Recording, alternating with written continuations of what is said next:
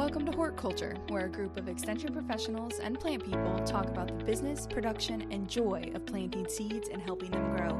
Join us as we explore the culture of horticulture. What up, friends? Hello. Hey, one and all. All right, I've got a question for you. Are you ready? If you I don't were know. an inanimate, I can't say that word, I were an anatomy inanimate teacher. object, An anemone. an anemone, if you were an inanimate object, what would you be? Do you want me to give you mine? Because I've had the chance to think about it. I would be a rock. I was going to say the Blarney Stone, but since you took rock, fine. And then, if anybody steps on me, whatever. It hurts them. It's fine. I don't care. What do I care? I'm a rock. Feels like a good life.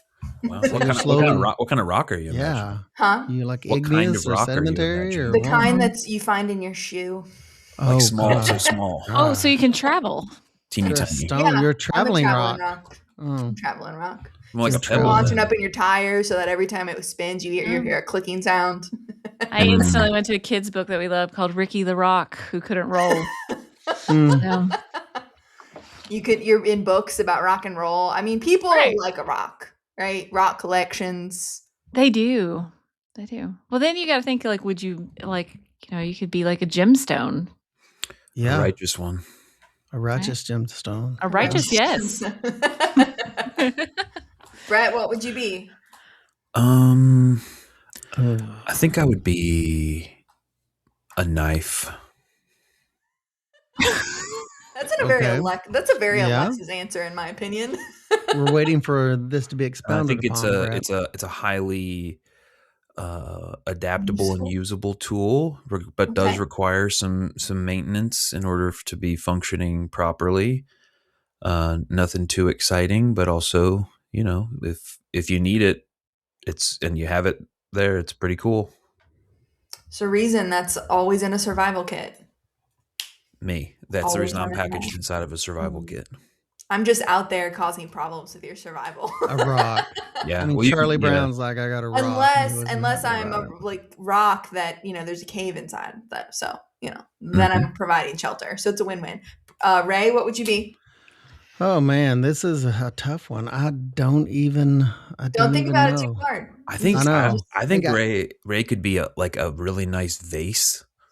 Yeah, like a stoneware vase. We should have picked inanimate objects for one another. That would have been far more fun. Yeah, and he is beautiful in his own right, but also does a lot to enhance the beauty of others, whatever is in the vase. Oh wow, that is being generous, Brett. Wow. Thank you.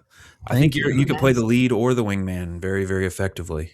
Depends on the situation. Well, let's go with Brett's answer. It was far better than anything that my mind was literally blank, Brett. So thank you very much. Now we got to do Jessica, though. Yeah, you might need to help me out. I know Jessica's kind of jealous. You just gave me something amazing, it was really Brett. because in my mind I was like, I would be this. I'm like, no, that would break down over time. That's made of wood.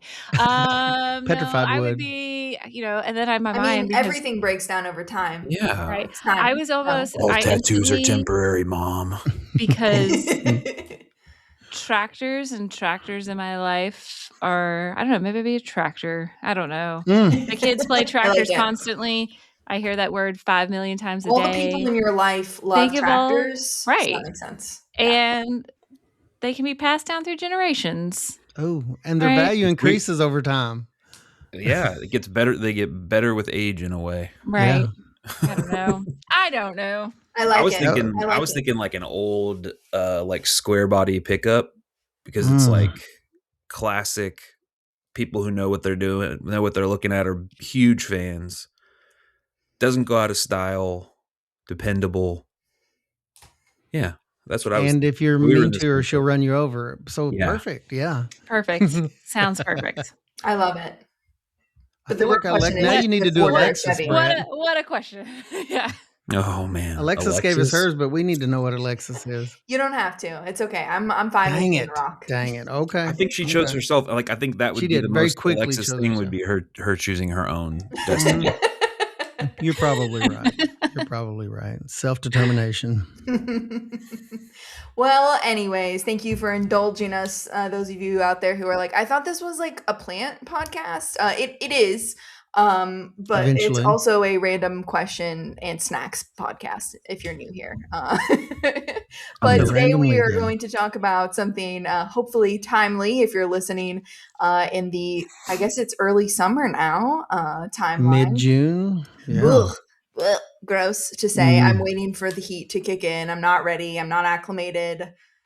I'm already very sweaty and it's not hot yet, by Kentucky standards at least. So, anyways, but we are talking about some scouting today, and just things you need, whether you have a vegetable garden or you're market gardening or you're in full-blown production, just some little reminders about things to be on the lookout for, as well as tools to help remind you to be on the lookout, because, we can't keep it all in our brain. So this could go so many ways. I was thinking about this when we talked about this as a potential topic, Alexis, and the more I thought about it, the more my brain went in different directions. I mean, some of the, yeah, even more so than normal, which for me is saying a lot, as a squirrel.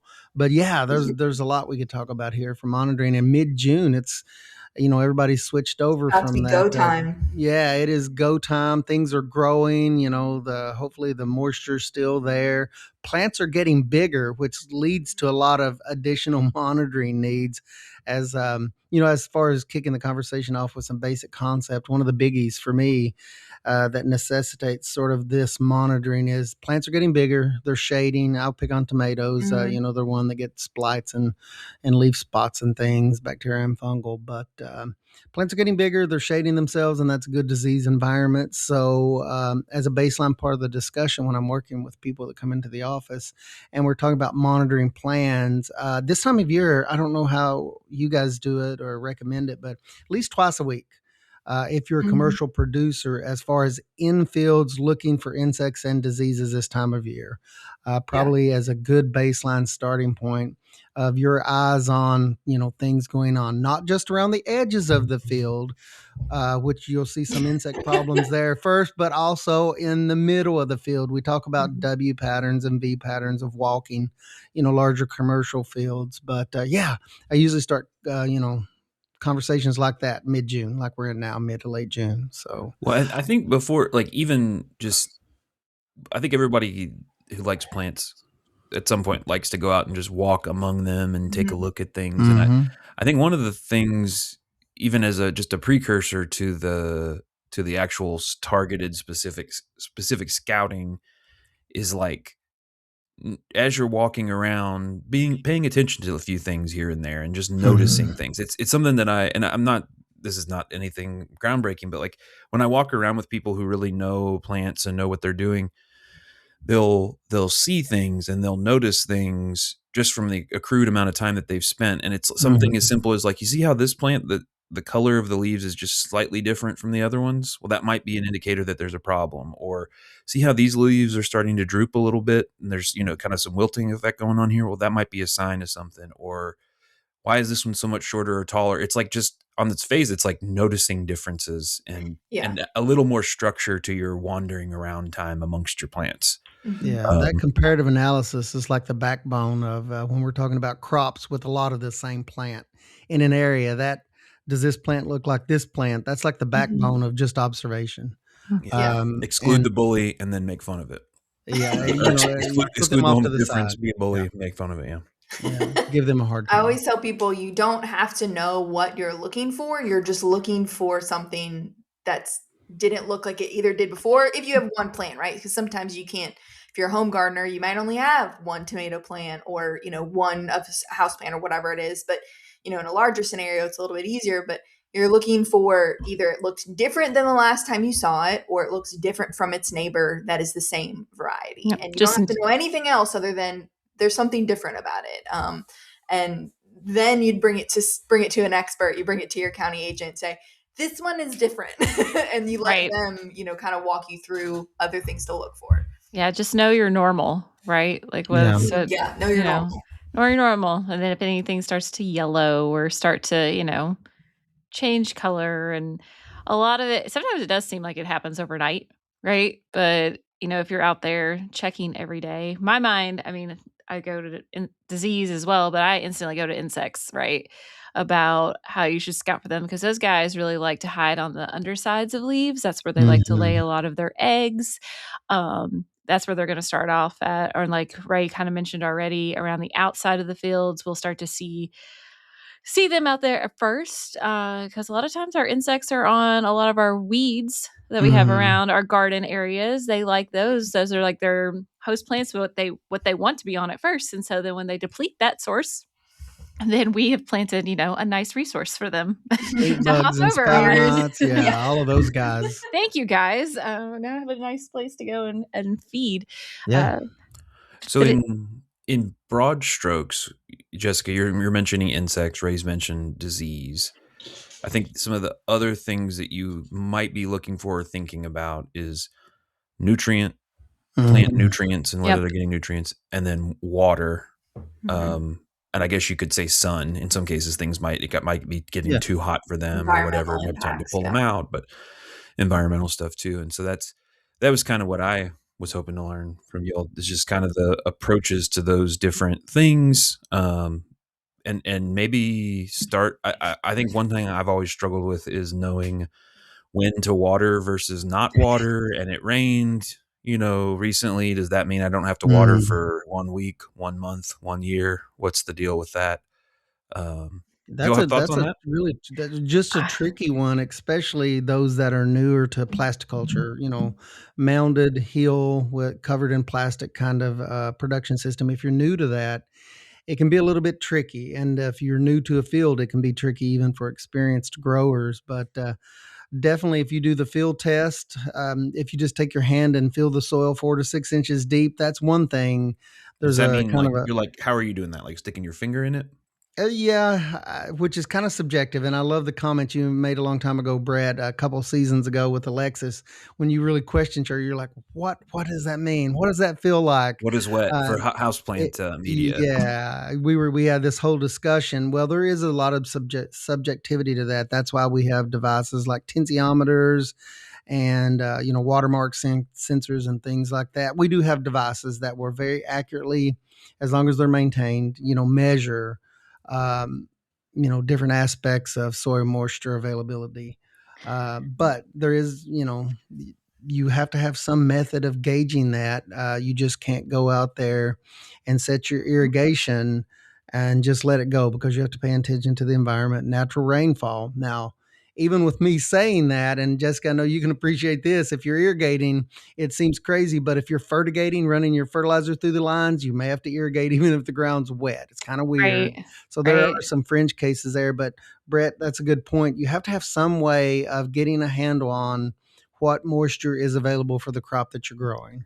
And there's some very good devices. It depends on the size of the plant too. If it's a transplant versus a seed, and we could spend an entire episode just talking on water and the different sizes. But if you've got a tomato plant that's 3 foot tall, and it just rained 2 days ago, you may still have to water. But if that same scenario rained 2 days ago and that transplant is 6 inches tall, it's not going to have the water load, right, that a 3 foot plant would. A lot of it too just depends on, after these rain events that we have, does it stay cooler? And maybe it's kind of cloudy, right? So it's just paying attention to that too, because you can see where you have plants that they have been like completely saturated, right? And then it just turns hot like the next day, and they are already kind of wilted, right? Yeah. So it's a lot of paying attention to that too, just your environment around you. It all ties into the scouting, right? Yeah. And soil type too. There's some soils that drain really, really fast, which is good when it's raining a ton, but when you want to hold on to some soil moisture is not so good. And then other ones that will hold on to water like a sponge and just stay wet. And so when you're looking, trying to get into a field in the spring and it just will not dry out, you're mad. But then later on, when it holds on to that stuff.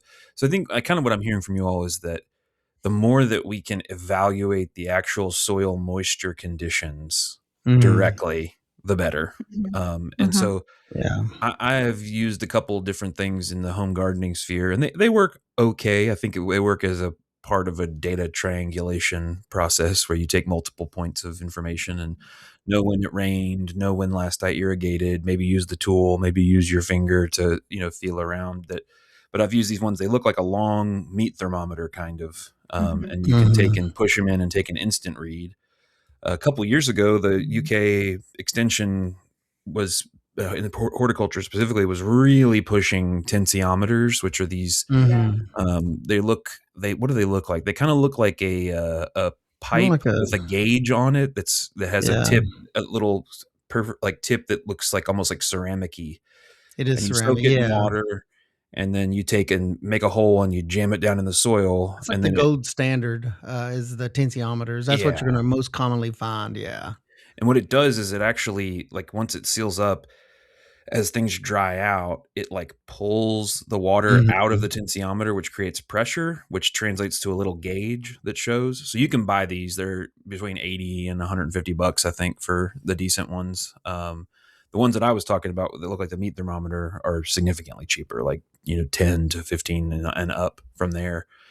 But like the old school, especially for home gardeners, the old school kind of stick your finger down about as deep as it'll go, see if it feels moist, if it feels clumpy. You can also dig some soil and see if you can squeeze it and if it sticks together, that sort of assessment. The stain test, yeah.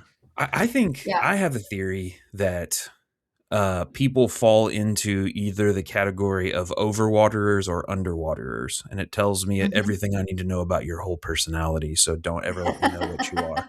But I know I am an overwaterer. And so I know if I'm hesitant, I'm probably like, if I'm like, it might need some water, I'm probably good. If I'm like, oh man, these things really need water, then I should listen to that as I develop my feel across time. But what do y'all think about that? If you want to technically feel like after you've had a good, what as I call it, a respectable rain, aka a rain that just didn't, come in really fast and deliver 4 inches of water, in an hour type Flash of thing. flood, a flood, right? A good soaking rain, as we would call it, a respectable rain. Go out and take a shovel down into your soil or stick your finger, into your garden bed or whatever, however you want to be able to measure it and see what the soil feels like fully saturated and like get an understanding of that. And you'll know as you move forward, if you're one of those people who is less just like they're saying words and those words do not compute, then go out and actually try it. Yeah. And Same once you know what it applies feels like when you're just watering, right? Because we were in a really, really dry period. And you could put your water hose like over to like water the garden on the ground. The top of the soil looks completely saturated. But then if you like just dug down a little bit with your finger, you realize like, wow, it's not saturated at all. Right. Yeah. So then you can kind of try to figure out how long do I need to hold that water hose over that plant, during that time based on like your pressure and like whatever nozzle you have. And home gardeners, they can use indicator crops is what I stress to new gardeners or home gardeners is, look to your cucurbits that tend to collapse first. Some of that's a function of temperature and, the way the plant works botanically, but they're the first ones. It's a large plant, vining plant that has a very small root system comparatively. So I use those indicator plants. That's smart. When I start to see those start to wilt, that's my standard for home gardeners. I'm just watch your cucurbits, some of your cucumbers and squashes. And when the ends of the leaves start to go down, it's time to water. It's a pretty good indicator because your peppers and tomatoes are still in decent shape, but those crops will tell you when it's time to water the garden. Showing signs of stress yet, but they are approaching stress now. On that exact front, we don't want our plants to wilt. Wilt is a sign of stress. Stress is going to make like when you get stressed, you're not as good at your job. You get sick. Wilting also it doesn't mean the thing is dead. Especially people who are new to plants, they will see things that are wilted and they think, oh, all hope is lost. I just went through this. We had some transplants that we put in and it got very, very hot, so hot that we could almost not keep up with the water. And they were looking a little sad. And Annie was really like, she's like, I think I killed them all. And I was like, no. We're they may not grow as fast as they would have, but they're going to be fine. And you water them, sure enough, next morning you come out and they're perky and looking ready to grow again. Hello. Last thing I'll say about water was in general, the vegetable crop thing is about an inch of water per week during the growing season is the ballpark thing. Now, what that means is if you were to, have a 1-inch deep container that was the full spread of whatever you have planted, if that thing was full up to 1 inch The full across that canopy whole spread, you're area. saying. Yeah. Yeah. And so, so across your whole garden or wherever and so in other words, you don't have to put down an inch of water across that whole area if you don't need to. If you could just put it where the plants are, but imagine a little box that's, 12 by 12 around your plant or 24 by 24, and you're trying to kind of fill that up to, over the course of a week, about an inch worth of rain. Or if you're watching Have Weather Gauge or you're watching the Mesonet or any of that stuff. So the more that you can monitor at the soil level, the better. And over time, you will get better at reading and knowing if and when things need water. And we mentioned that gold standard. Brett talked a little bit about tensiometers. Pay very close attention. It's one of my most frustrating things I ever did when I was first growing commercial tomatoes was trying to get that thing set up properly. Yeah. Follow whatever system you're using, a watermark or a tensiometer if you're a commercial producer using one of those or another system. Read the instructions very carefully because they have to be set up and they have to be, I know like watermark sensors, you can leave those in the whole season, but tensiometers, which are a little bit more low tech, they take a little bit more maintenance. They have to have a good seal with the soil. Yeah, no electricity. But no electricity. Pay attention to those things and, follow the instructions on those. Really, really, really important. Thanks to Brett for sharing the price tag on those because it explains why when I was in college and I worked out at the research farm and when we broke a couple of those, the manager got really mad. Didn't realize they cost so much. How did you break a tensiometer? I mean, were you were you not boring the hole? You were just jamming them in? Buckets. Yeah, they had so many of them. But still, they were not very happy. We were like, hey, we accidentally broke these. Oh, it makes sense now. Yeah, well, there was probably some grant, and they bought, probably 200 of them, and they set them up across the state, and then people were like, "Oh, these things are kind of finicky," and but they do when they're working great. When they're working right, they're great. And I know when they're working right, you can connect some of those to like your irrigation, right? For like automation, like when it hits a certain level, larger scale, irrigation kicks on. Yeah. And I'll just. One other thing about water is overwatering can be as bad as underwatering in certain circumstances, especially if you're in containers, because the roots don't have enough oxygen to function and they start to rot and die, and that causes all kinds of problems. So it's not just a matter of, if in doubt, water. There is a balance, like most things in life that are good. There's a balance to be struck. She mentioned a very important concept. Just because it wilts and the soil seems to have plenty of moisture, sometimes that's normal just because of temperature. Yeah. The plant starts losing pressure, so don't forget that. Just don't keep throwing water at it, or there could be some other root issue. But if all of your plants look good and they're uniformly kind of wilting, it's a really, really hot day, just know that for certain types of plants that may be normal. So be careful about overwatering that Brett mentioned. So what about insects? Sorry, I had a beautiful segue there. Oh, sorry. I had another one. I had a segue too about cultural issues. Rewind it back, and now it's over to you. Who? Me? That leads beautifully into disease. If the soil is wet and you have the difference between what Ray is talking about, where if you have some slight wilt in some plants, or even sometimes it's kind of more than slight, it's a little more dramatic.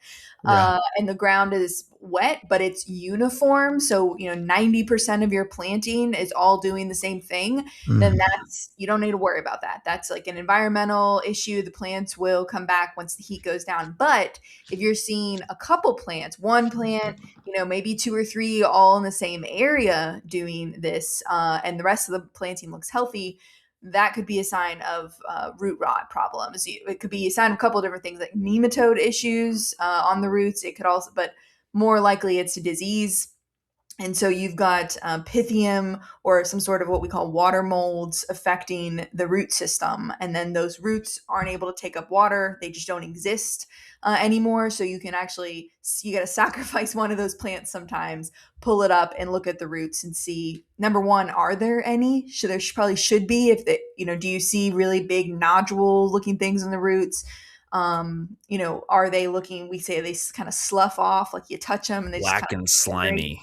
slimy, but sometimes they'll look like brown, and they should, instead of like a nice white color, they'll be a brown tan, and they just kind of slough off. So that outer root will slough from the root cortex, and that's a sign of disease problem. So that's my segue.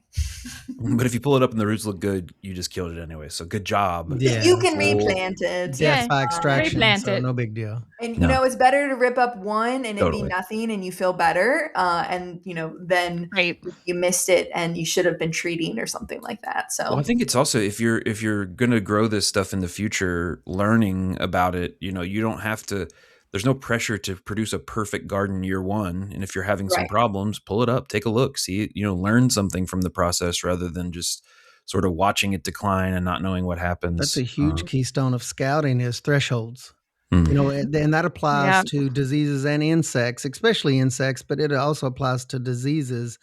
This thought of, especially larger plantings, you're not going to have perfection, but you're also not going to treat like go into, 10 out of 10 mode when you see maybe a minor insect infestation in one section of the field. You may have to, kind of observe thresholds and see what those thresholds are. I have a good example with that with potatoes we're growing in our backyard right now. I thankfully, knock on wood, have not seen any Colorado potato beetles yet. Like I had prepared myself for them. Oh, just wait. But have quite a few flea beetles. Right? Right? It's There are been lots of bad, flea beetles. bad spring for flea beetles so far. I have such bad. It's very PTSD on flea beetles on eggplant. They are terrible on eggplant. Oh yeah, the worst. But they're really not. They're causing damage, but they're not doing anything that's like irreversible. They're hurting things, right? So I'm just letting them be, right? I haven't reached that threshold. These are just for us in the backyard. Haven't reached that economic threshold level we talk about of where it's like, hey, is it worth the time and money to spray? Because eventually, even with all good IPM systems, and I love talking about IPM, if you go through all the steps in the end, it's basically like, okay, do we spray if we use an organic or non-organic, tactic to control an insect population or disease before it takes off out of control?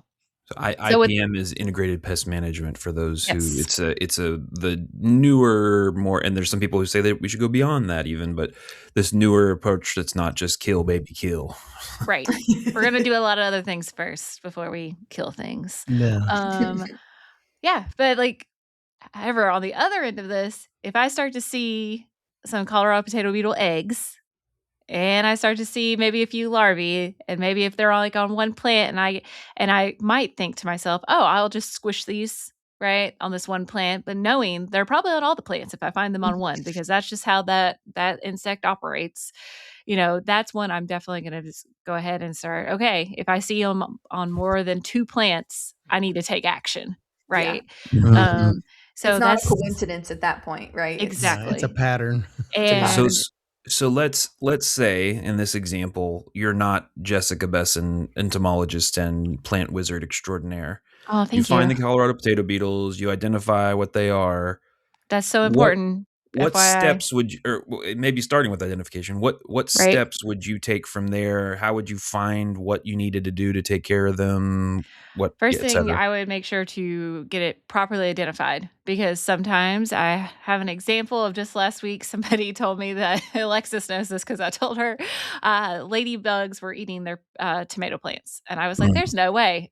I was like, you have something else. Ladybugs don't eat plants. I'm like, you have something else on there, are they eating aphids? And took a look at them, and they were Colorado potato beetle larvae on the. So first things really important. Those ladies' honor. Good job. I Jessica. did. Thank you. Figure out what it is. So either there's a lot of great resources out there. There's a lot of great, I think, identification apps, or use your local extension office, and one of us can help you, figure out what kind of pest it is. And if it's not one of us, take an iPhone picture and email it to you. Yes, that's a good spot and a good place to start. Or bring it in. Please don't bring anything that is squished, or send really blurry photos, because you cannot tell what things are. And then also, what is it feeding on is very important, because certain insects only feed on certain plants. And then once you figure that out, if you're taking it to the extension office, they can most likely make a recommendation of what can be used on that pest. And my way of going about this is I usually go, okay, what organic options are least toxic to user can I recommend first? Right. But there are certain pests like our Colorado potato beetle. That's one that Pretty you can tough. put stuff on and it'll laugh at you and say, "Give me another," and keep going Yeah, on, right? it's So hard as the Rockies. right. More, please, sir. More, please. So that's where I, start with it. And then again, I always tell everybody if you're using a chemical, no matter what it is, read the label. Read the label, follow The the label steps. is the law. It is the law. I want a shirt that says that. Maybe that should be one of our Hort Culture shirts. And one Oh, that's day a good when we do idea. it, the Like label it. is the law. I'm writing it down. Damn. Jessica, how about before I forget, since we're talking about insect monitoring, you've already mentioned a couple big concepts, looking at the outside of the field and the inside of the field, looking on the upper side of the leaves, the lower side of the leaves. But how about the role of sticky cards and things, especially for, commercial producers? And when we were thinking about things like spotted wing Drosophila and some of these other things, Yeah. how can that help with monitoring and scouting? I mean, there's all Right. sorts of sticky cards in there. Yeah. So I'm glad you use the words monitoring, right? Because we're not using those sometimes, not so much with growers, but maybe someone in between being like a homeowner and in between. They think you can use those as trapping to control Oh, you're these talking about pest populations, like the sticky Japanese cards. beetle pheromone Well, traps no, even or like yellow sticky cards, oh, Yeah. right? gotcha, Putting yeah. them out. Yeah. Put out But a those are billboard-sized sticky card and see what yeah. happens. And See if what we you catch. accidentally Gotta touch one catch of 'em all. those, it's not coming off of you. Jumping. Yeah. Vegetable oil is the only Yeah. way. That is the way. But those are great tools to monitor things, right? To Mhm. see what our pest population numbers are, especially for the ones that are really small, like thrips and Yeah. aphids. They're Mhm. attracted to certain colors. The Um, evil. yeah. Uh, Especially in greenhouses, high tunnels. That's a great way to monitor some of these smaller pests. When you even get up into like the fruit trees, putting out pheromone traps that lure Mhm. in males, and then the growers can look at those traps, count how many they're seeing, and once they get past a certain threshold, and we actually have data that shows like, hey, if you have more than 10, right, Mhm. you're trapping. It's time you need to spray, right? Or you need to take some sort of Mhm. action. But those are great for Huge monitoring, tool, but yeah. not control of Yeah. No, that's pest. just to know more for timing. If it's Right, like spotted wing Drosophila, we're pretty sure it's gonna be here at a certain time, right. but And for they timing a like apple spray. cider vinegar. Ugh. Yeah, you can and some of these things I noticed, Mhm. Jessica, and you mentioned in the past, you can, like, make your own traps, and in Mhm, UK, the university has, instructions for making, like, the homemade spotted wing Drosophila, monitoring devices and things, don't they? mhm. Yeah, Yeah. and or you can buy them prepared, whichever.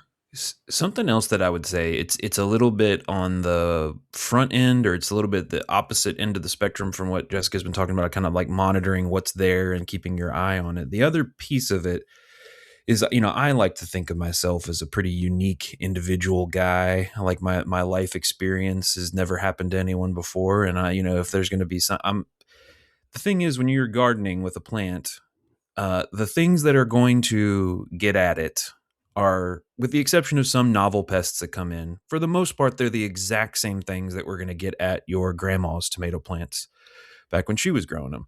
In other words, we know really well that there are a specific, handful of a few pests and diseases that are very, very typical on plants, and the vast majority fall into that. It's just like, different symptoms for certain diseases, and you think, oh no, I've got some kind of lung contusion, blah blah blah. No, you have a cold.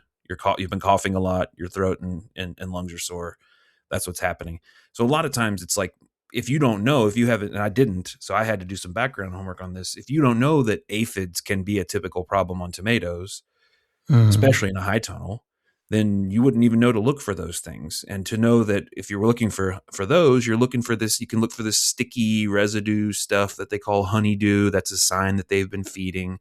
Or for instance, the Colorado potato beetle. It's right in the name, potato, but we do get those here.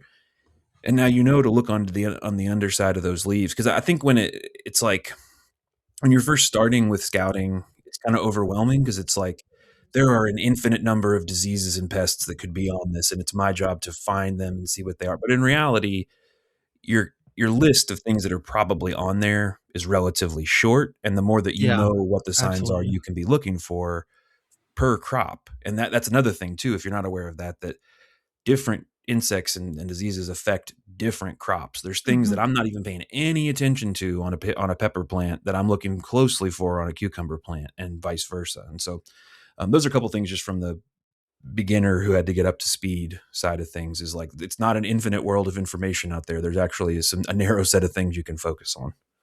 Yeah, and sometimes you don't even see the insect. If it's like a hornworm, you can see the evidence, the poop of the hornworm. The lack You of may not leaves on your tomato plant. the lack of leaves overnight. It's skeletonized, or if you're looking for something like a squash vine borer, you may be looking at the bottom 12 inches of the plant above the soil. But it's a great point, Brett. And knowing where to look is more than half the battle, because sometimes you're looking strictly on the underside of the leaves, sometimes on the upper side, sometimes both, and other times, you're looking at soil level or other places on the plant. So yeah, that's a great point. It is just it's a known thing. These aren't things that have to be decoded. Like, this is stuff that Yeah, you just know that. There, Ray, you mentioned earlier, and this is something I maybe wanted to bring up too, is we have different diseases and insects that come in at known certain times of yeah, and we year, have some generally great speaking. resources for that at the university. One of my favorite, and if we could talk for just a second about kind of real time tracking tools and then just general websites, one of my favorite timely tools. For my whole time that I've been in extension, I use it personally and I recommend it to people. That's Kentucky Pest News. And I really like this resource because it's very timely when we expect to see problems or when we are seeing problems at the university. There'll be articles on that are very much up to date. So I really like Kentucky Pest News. I can't recommend that one enough. And as the episode got started and just before it got started, we talked a little bit about monitoring tools like the ag UK Ag Weather Data Center has lots of models that you can look at that pertain to scouting, monitoring, disease projection models, and some of that relates to insects too. But Kentucky Pest News, the Weather Center website, and there's some really great apps out there. One of my absolute favorites is My IPM. It's mostly diseases. I think it has some insect information, but you download the base app and then you download individual crops that pertains to your operation, and it's just amazing. The pictures are top notch, and it helps you diagnose and then give some recommendations on the next steps. Once a problem, one of you guys mentioned, you need to identify the problem. But that's some of the resources that I use a lot. And UK also has what's called the Veggie Scout website, and then we'll put that link in the show notes. And that's really good. It's an accumulation of scouting guides for Kentucky, and they're really really really good. But I love that's a those good one. scouting guides. I'm glad you brought Yeah, those I up use those all because, the time. Yeah, well, and apps can be really great, but sometimes you just want I want the like picture stuff right in front. sometimes. Yeah, so Yeah, that's what the I high love about quality those is, picture. yeah, they're crop specific, Yeah. and so not only do they have pictures of, and so it's insect and disease and Yep. environmental Cultural. issues, Yeah. cultural, yeah. And So you get hard for copies of those from the local tomato, for offices. whatever, but it's not only photos of like the insect or the the actual disease, but it could be signs that you're seeing or Mhm. symptoms. They want Those signs scouting and guides are symptoms. excellent. So yeah, I really love those, like nice colored photos, and those are all free online. If you're in Kentucky, your extension office can also get you a Nice copy of slick those. copies, yeah. Yeah, yeah. So if you're growing any of these on even a semi large scale, you You'll might want want those, some yeah. of those. Yeah, I really like them. And that's really incorporates everything we're talking about today as far as scouting and a lot of monitoring stuff as a result, but all the scouting stuff's gonna be in those guides per crop, like Alexis said, and they're the best that I know of. They're really, really good for They're really Kentucky. nice, especially circling all the way back around when Brett at the beginning mentioned like other things besides disease and insect cultural issues. That's like one of my favorite things to talk about when I do a tomato class because it blows people's minds how many times they think there are issues with their tomatoes, the actual fruiting part, is a disease or an insect, and it's really cultural stuff. And those IPM guides have all of that in there. That shows what does cultural mean? So stuff that's been affected by like the environment, right? So like an example with a tomato that has cat facing on it. One, it could be the variety. Some of them just do that, and that's where your tomatoes look like really gnarly, almost kind of like split lot of the apart in a heirlooms. way. Heirlooms. Yeah. Like the whiskers But- of a cat going out in all directions. Yes. Yeah. Well, zippering is another Zippering. one. Looks exactly like a zipper. Right. But it could be caused by thrips feeding on the flower, or it could have been caused by temperature change when they were in bloom can cause it. But there's a lot of things that, we want to blame on nutrient deficiency. We want to blame on, insects, disease, and it's really just more of our environment or ourselves from all time back to the beginning because we didn't water them enough or we watered them too much. Yeah. With tomatoes, it could be anything, temperature, whatever. You name it, it could be at any one time. From 5 streets away, sprayed Roundup somewhere. 2,4-D. Oh man, we had to chase down one of our trials had to chase down some pesticide drift one time, and it was really hard because it wasn't Roundup. It was something. It wasn't. I don't know. Maybe it was 2,4-D. I can't remember, but it was Dicamba. It was tricky to. So, as far as fungal diseases, I've always known about I've not always known. I learned once upon a time about the downy mildew sentinel plots because downy mildew, as I understand it, sort of blows in seasonally. It doesn't overwinter here, and so it's literally like a migratory bird It's a map snowbird. for fungus. And so there's ways to monitor that. A lot of the fungal diseases in particular, as far as I understand it, and you'll correct me if I'm wrong, a lot of our protection against those are more preventative than they are curative. Mm-hmm. And Yeah, so if you've been around this podcast, you've heard us say it. Yeah. Yeah. And so in that case, if you're going to do some sort of a spray approach, whether that be copper or some other kind of organic product or something a little more conventional, you're typically going to do that. Are you determining when and how to do that through watching the weather? Is there alerts from Kentucky Pest News? What's the deal with that? Yeah, I know. I watched it closely I got a couple pumpkin growers in my county. So, pumpkin growers want it to be, they want it rain now earlier in the summer. And then as we get closer to the fall, August, they're happy with it when it stops raining because they don't want that spread of disease. But the pest alerts that UK has for this disease, and we mentioned that downy, goes south for the winter, and they track it as it comes back up. So a lot of these growers might be doing a preventative spray of copper or something like that through the season for just that downy, for that powdery mildew and those other kind of fungal things. But that downy can be so detrimental to pumpkin growers late in the season. We start to get those alerts of like, hey, they found it in Tennessee. Hey, it's in Western Kentucky. Hey, it's getting closer up this way. So that allows us as agents the opportunity to reach out to those growers, or if you're, growers can sign up for this, this information themselves, that, hey, it's time that you need to switch up that fungicide spray to something that can withstand that downy. So we're not going to be spraying that chemical all season. Right. We're only going to use it as needed because we want things not to become resistant, to keep the it's also efficacy, expensive, right? And that's the other thing. A lot of these chemicals are very expensive when it comes down to it. The ones they're spraying to keep downy off late in the season. But there are like temperatures too. So, even if you're a home grower and you're like, I don't really need, alert setup, although anyone can sign up, the models, which sounds scary, but I guess is technically what they are, that Ray was talking about at UK Ag Weather. Model is a scary word for me for some reason, but you can go on there. So fire blight of, apples, pears, things like that. Fire blight's a good one. Yeah. You can see on here, and it's not like a scary model. It's just really simple information, kind of bulleted, easy to read.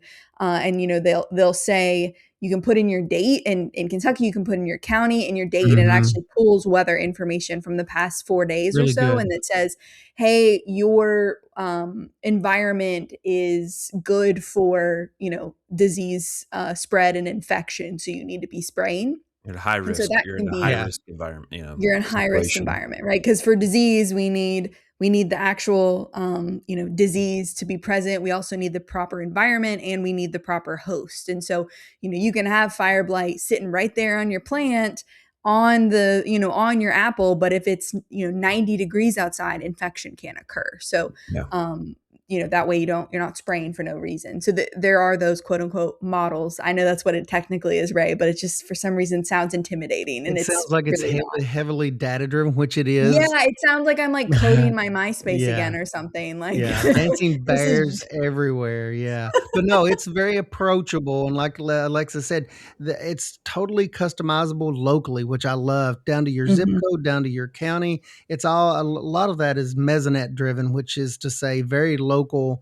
Localized weather conditions. So it's awesome. So if you've never checked that out, and that also includes things like growing degree days, soil temperature, all of that is on there. It's an incredible resource that if you've never checked it out, you definitely, as a grower, especially if you're a commercial grower, need to go check that website out. I mean, lumens, the amount of and quantity of light, I found that on there one day. It's just a really cool really cool website. But one of you guys making a not so subtle segue into before we get off the show today, Brett, was it you that just started talking about like soil as aspect of monitoring, but soil nutrient levels. We don't want to forget that in our scouting and monitoring, because I break soil down into and nutrients, I guess, not just soil, but nutrient levels down two different ways, especially when it comes to commercial operations. One is sort of the soil test that you're taking every year, every other year as a commercial operator. The second part of nutrient management is managing any kind of tissue nutrient monitoring that you do during the growing year. And is it you, Brett, that has some experience with using like cardimeters there on the farm? I know some of you guys, I or do have maybe some all of you experience. guys. I have cardimeter. I have cardimetered a time or two. Cardimetered. And that's something some producers use. Yeah. And you can get lab services for that too, that are a little bit more extensive. But Brett, you want to tell us about your experience with using cardimeters as far as nutrient analysis and using that kind of in conjunction with soil test? Yeah. So, one of the things we always thought about with nutrients is, you don't eat, some people do meal prepping, right? You prep your food for the whole week, but you don't eat all of your food on Sunday night and then expect to make it through the rest of the week. I don't And know. so a lot of times when we do managing nutrients, there's this typical thing of kind of like, let's put all the fertilizer that they might need over the course of the season out all at once, right at the beginning of the season, and then hope things go well. Well, typically we would recommend things more like a fertigation schedule or some sort of addition of nutrients across time. But the flip side of that is monitoring it. We want to make sure that the plants have enough nutrients, but not too much of it. And monitoring that throughout the course of the season can be kind of tricky, because you don't necessarily, you could take a soil test and that will give you some information, but you can actually test the soil, the plant tissue itself, to see how much of some nutrients are in it.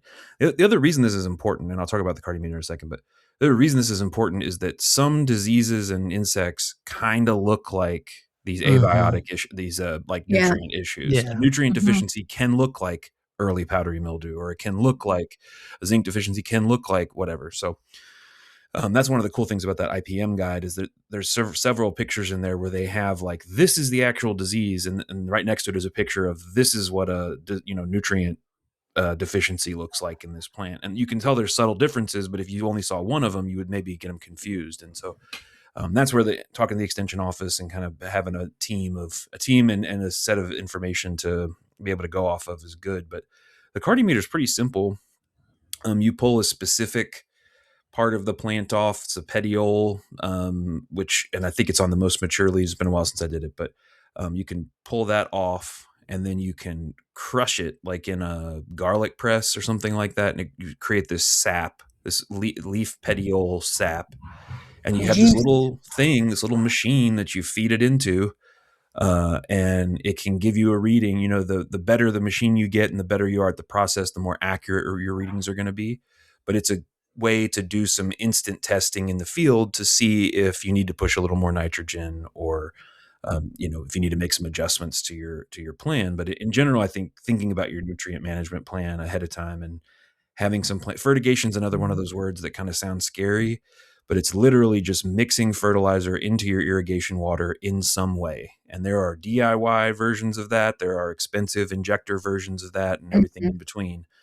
But what that again allows you to do is to feed your nutrients out to your plants more gradually, of course, across the course of the season, rather than have them all go at once. Or if you get a big rainfall event, it all washes out, and then you have to add more later. But yeah, you mentioned tissue sampling. You can take and pull a leaf or a branch or whatever off, depending on what the sampling protocol is, and you can send those off to labs. And you want to do that in like different parts, either any of these like different parts of your field, any of this sampling stuff. You don't just want to go to one section and be like, okay, everything looks good, and be done, kind of popping around and taking a look at it. But that it comes back to, I think, whether it's nutrients, whether it's disease, whether it's insects, whether it's just having the plant just Whether having, it's weather.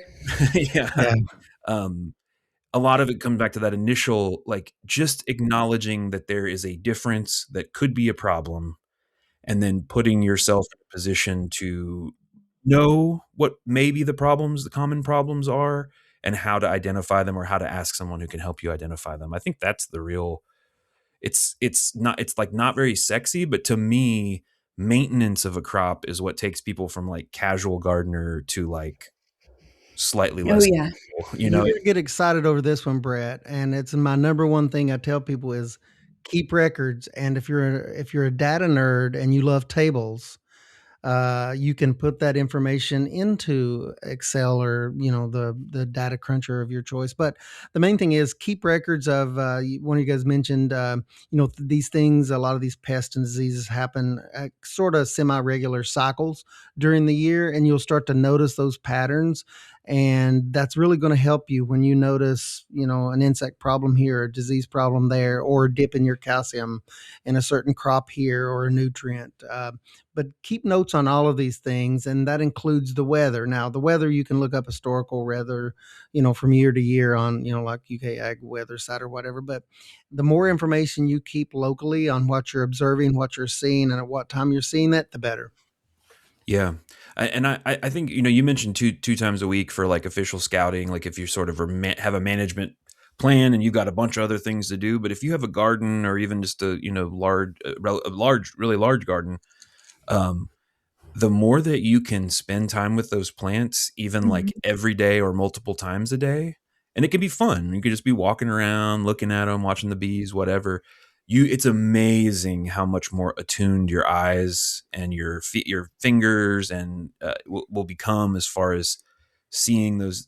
Like I have trees where now I can tell, like a day or two into something being wrong with them, there is something off. And these are like pine trees or junipers that move really slow, just because there's this slight gradient difference of color.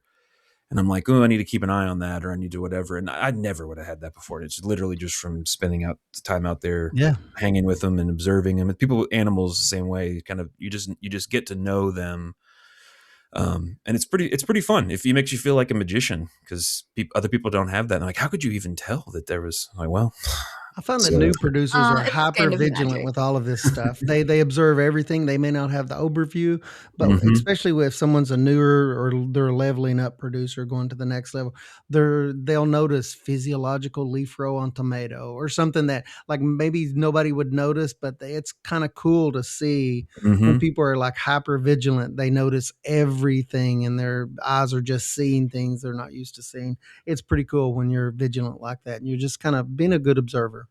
There's a kind of famous speech from David Foster Wallace, author of books that people read in order to make themselves better than you, nerd guy. Better than you books. But he had this famous speech to a commencement audience, and he talked about how, like, that true intelligence is about learning how to choose what you pay attention to.